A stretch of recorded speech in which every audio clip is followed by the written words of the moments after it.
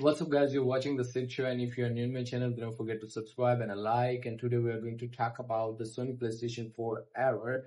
And here is the error about the PS4 E-8210604-A. Can't buy anything from your PS Store.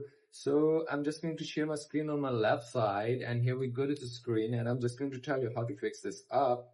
And here we are at the screen. You just go to the settings, and here run the setting, the PS Store. You just try to buy anything from your store and you get the error you're not going to buy. So here we go to the settings and wait for the moment. Here we are. You just try to buy this game and you just simply get the error. You're not going to buy anything. So go to the settings, and here you have the network, and go to server. Sometimes the server is down, that's why you are not going to buy anything from your store. And server is working up and good. Then go to settings, and here we are, account information.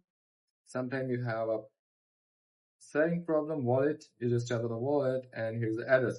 We must check the address first. Sometimes the different address and your game is from the different region, and sometimes you add payment method is different. Here we put the payment method and check the purchase settings, set on the new, and go to the payment method. You simply just delete and add a new one, and you must have the same address and the same credit card information.